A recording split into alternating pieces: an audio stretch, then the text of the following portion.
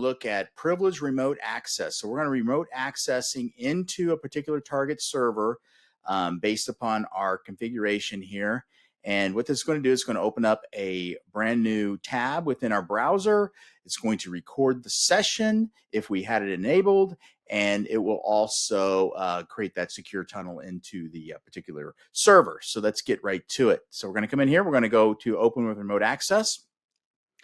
And then what we're going to do is we're going to pick from a drop down of servers that are forwarded to us by our configuration. So we're going to pick our second server here, and then we'll go into this, click continue. And then what it's going to do, you'll notice that it'll open up a new tab up here at the top. And then we will remote into this particular server session.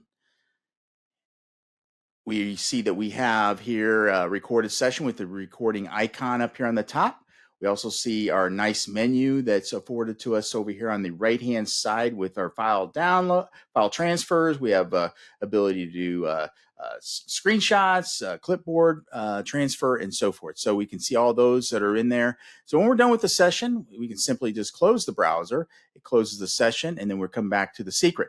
So this is how it works within Secret Server. We're coming in here with remote access services, privileged remote access services, and getting into our target server. You can see how easy that was.